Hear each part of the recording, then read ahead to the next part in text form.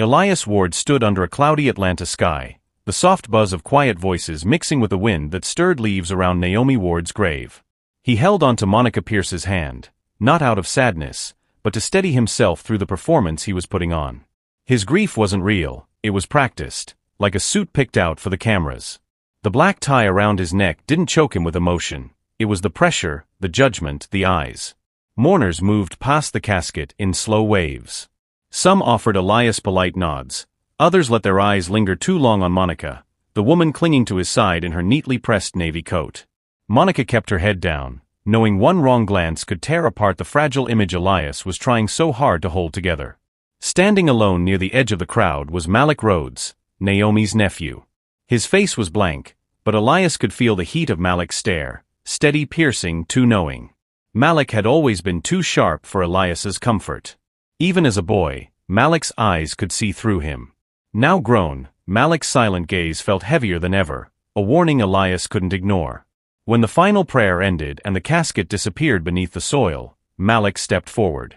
His shoulders squared with a calm confidence that Elias hated. "She deserved better," Malik said low, just loud enough for Elias to hear. The words slammed into Elias like a punch, though he kept his face still. He nodded and muttered a stiff, "Thanks for coming," before looking away. As the crowd thinned out, Elias let out a breath he hadn't realized he was holding. Monica's hand lingered on his arm. "It's done," she whispered, careful not to draw attention. Her voice was calm, like everything was going according to plan.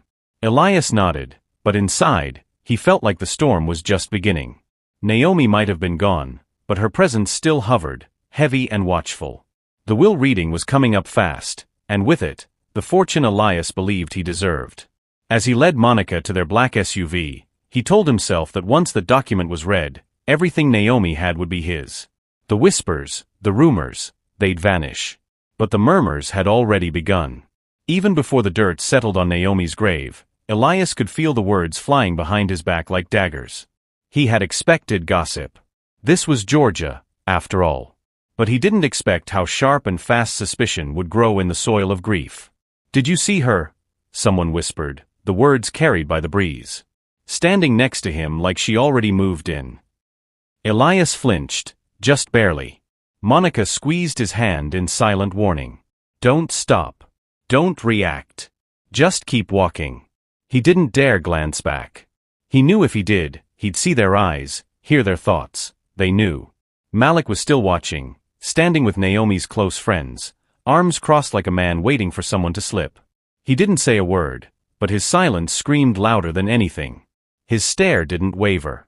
It didn't need to. Elias could feel the unspoken threat in it. Malik had known about the affair. Maybe not all the details, but enough. Elias had gotten good at hiding things, but Malik had never needed proof.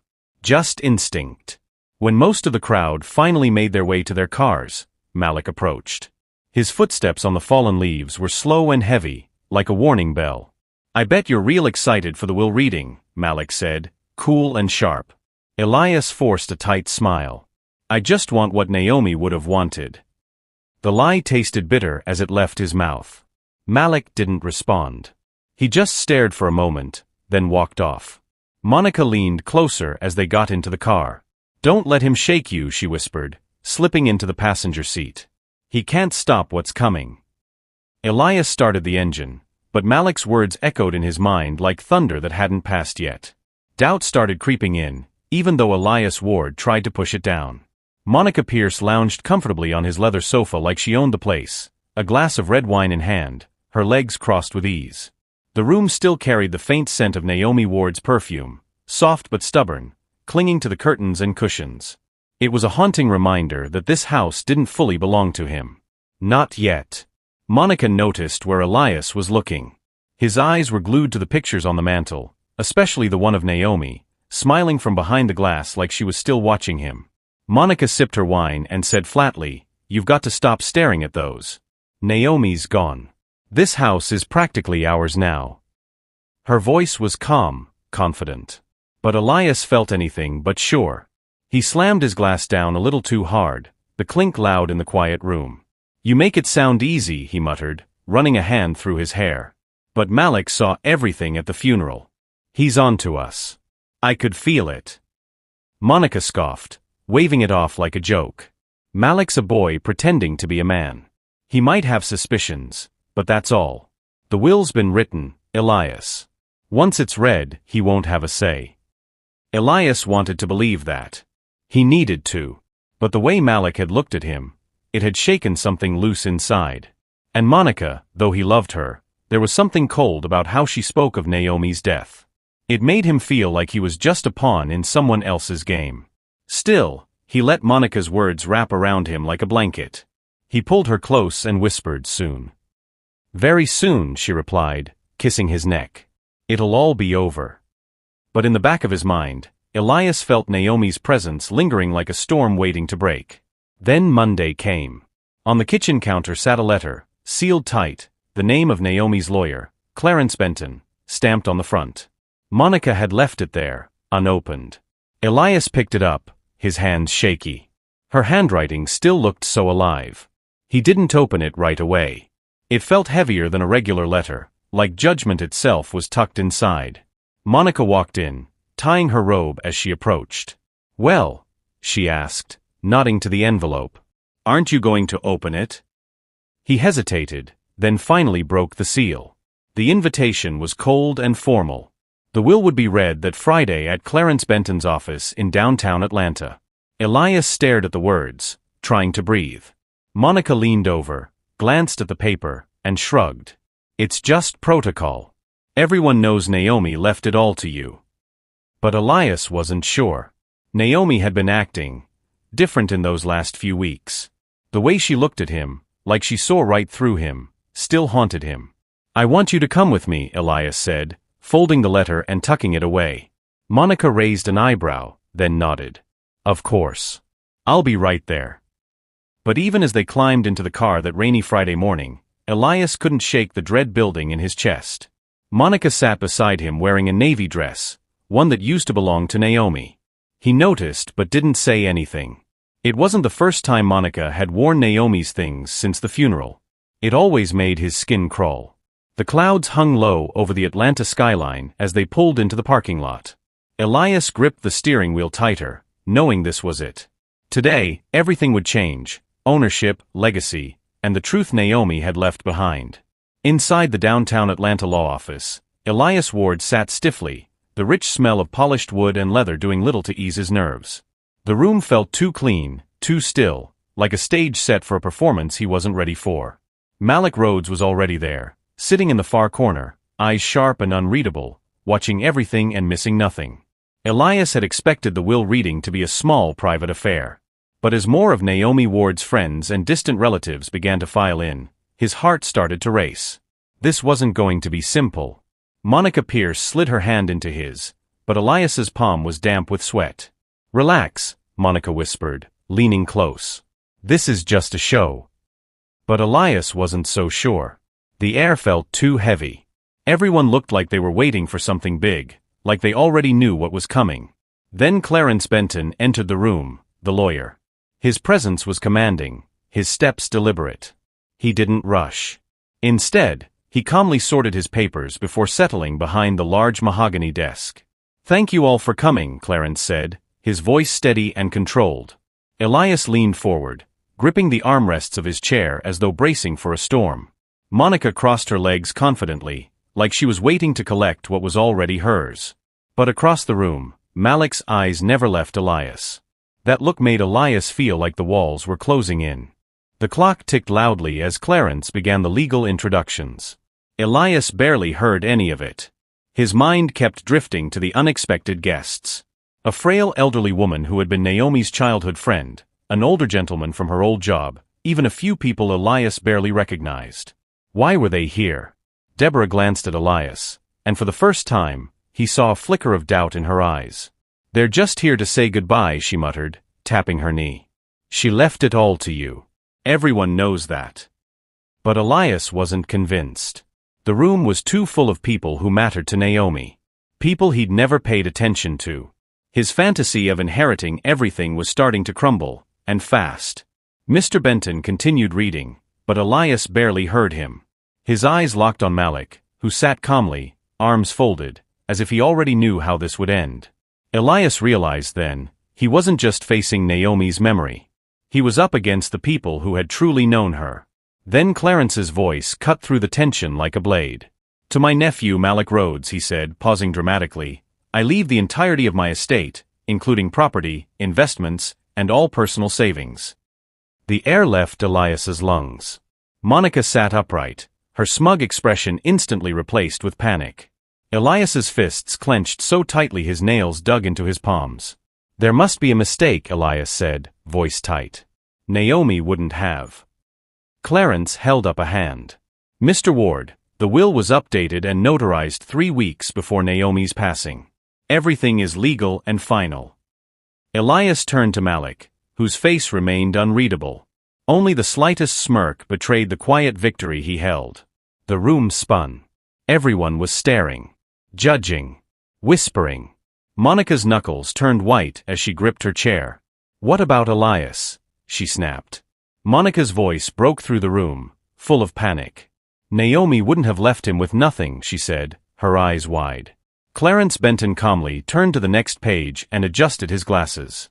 "Mr. Ward has been left a modest sum of $20,000. Elias felt the breath leave his lungs. 20,000? That was barely a drop compared to Naomi's full estate. Monica's nails dug into his arm hard. "Do something," she hissed, gripping him tighter. But Elias couldn't move. He was frozen, the betrayal slapping him harder with every word. Naomi had known. She had known everything, about the affair, about the lies. This wasn't just a cold cut. It was her final message, carefully delivered from beyond the grave. The air in the room turned heavy as Elias's composure crumbled. He shot up from his chair, palms flat on the sleek desk. "This is outrageous." Elias shouted, his voice echoing across the room.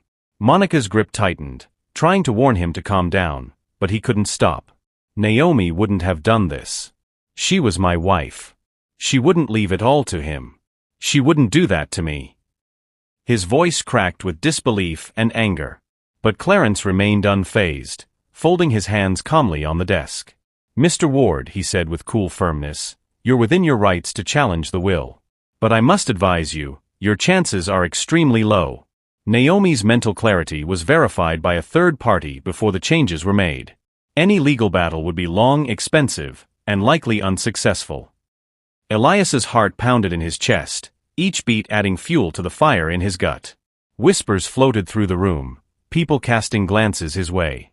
He turned toward Malik, who met his stare without flinching, his calm expression digging into Elias's ego. "You think you've won, don't you?" Elias spat, fury spilling from every word. "You're not getting away with this. You're not stealing what's mine." Malik stood slowly, adjusting his cufflinks with sharp precision. "It's not stealing," he replied smoothly, voice dripping with confidence. "It was given to me, because Naomi finally realized who she could trust." The words hit like a punch to the chest. They weren't just about money. They were about loyalty. Naomi had left a message, and Elias had heard it loud and clear. The car ride back to Buckhead was silent, but the tension was suffocating. Elias gripped the steering wheel so tightly his knuckles turned white.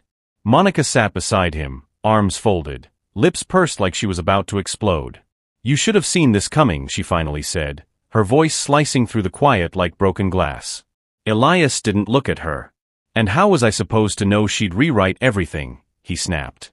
"I thought we were careful." Monica scoffed, shaking her head. "Not careful enough. If Naomi knew, that means she's been ahead of us this whole time. You slipped, Elias." He clenched his jaw but couldn't argue. Deep down, he knew she was right. He had underestimated Naomi. He had believed her illness made her weak. He couldn't have been more wrong. "This isn't over," Elias muttered, his grip on the wheel tightening. "I'll find a way to fight it."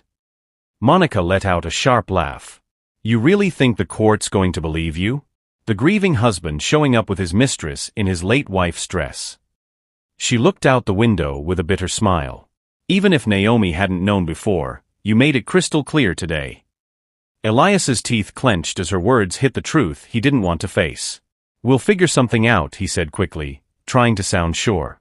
But Monica said nothing. And that silence was louder than any scream.